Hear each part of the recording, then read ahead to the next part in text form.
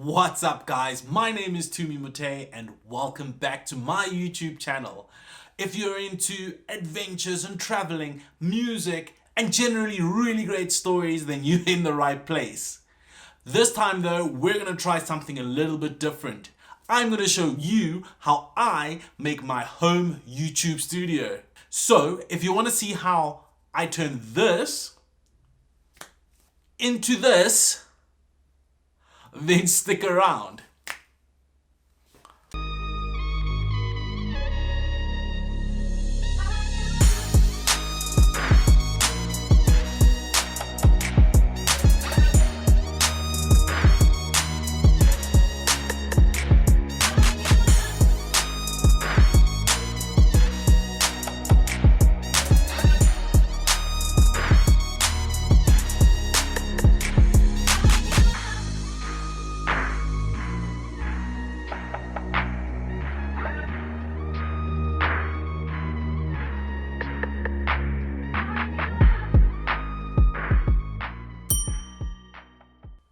So to really dial in this look, we're going to focus on three main elements. The first is we're going to sort out this background.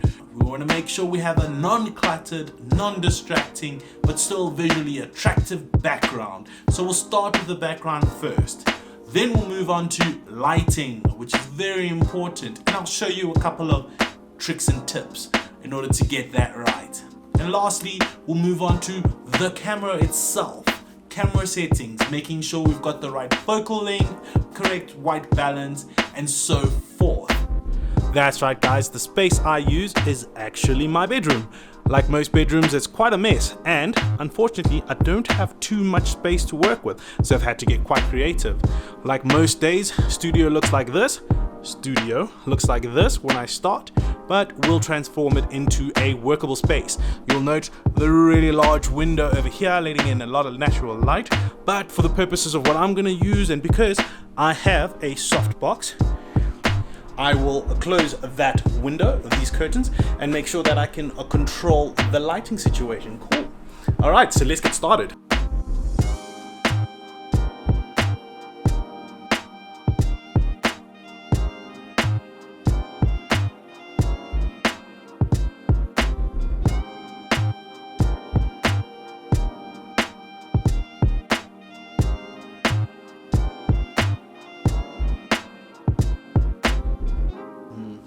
Alright, so we've cleaned up the area. Nice clean slate to work with.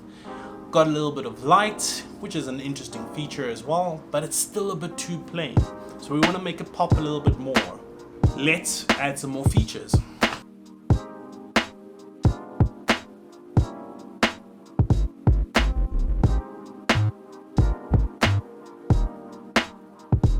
The key thing for me was to keep it simple and only use certain elements, things that bring out a little bit of my personality, like my Monster Energy cap and my Call of Duty cap, which kind of speak to the fact that I like gaming, and also I'm a huge Monster Energy fan.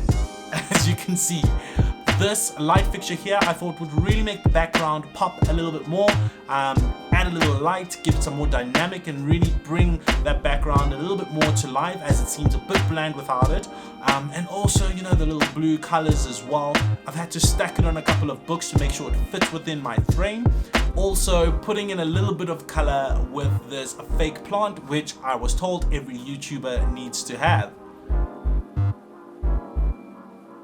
Because lighting is also very key, another cool little hack that I did was with my cell phone. All I did was turn on my flashlight and I put it behind this green fake pot plant to give it a little bit more pop, if you will.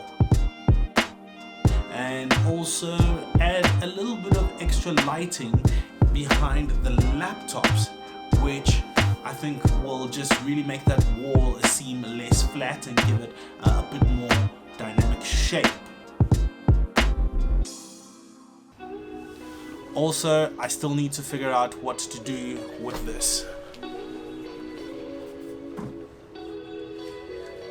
The current thinking is that will be a rim light. Maybe I'll have it facing me. Nice soft light, put that behind my head. Will create a bit of a rim light around my head. Maybe that could work. I'll just have to play around with that and see how that works. So it's roughly at this point where I realize a couple of things. I need to kind of adjust my frame and maybe my focal length. I feel like it's showing too wide of an angle at the moment. I mean, I have my key light or my softbox right here, which is great, projecting right on my face, but it's still in the frame. So I'll just adjust a little bit, maybe take that up to about 20, let's try 23, still in frame, push that up a little bit to about 27 mils. Still slightly in frame, but I think at this point maybe it might be wiser to move the key light out of my frame just to make sure that works, because otherwise I'll lose too much of my background, which I've worked quite hard for at this point. Okay, I think that looks really good. I don't know, what do you guys think? I think it's a good template. This looks really nice. I have my different elements. I have my lights, which I quite enjoy. I've got my laptops, which bring a little bit of color, and that background light behind the laptop, which really gives that wall a bit more shape. And then upstairs, a little bit of my personality showing that side as well. The setup is really basic, but I think does the job. And at this stage, I would then focus on the camera itself. I like to keep it simple when it comes to camera settings. I've settled for the right focal length, which is at about 27mm, and now I'd focus on my white balance. Keeping it simple, I would usually recommend just keeping it on automatic white balance, especially for a talking head sequence where I'm not really moving and the light is not changing so much, so you know, it's a safe bet keeping it like that. But I also have the option where I would change it to incandescent, which looks like this, which I think is quite nice as well.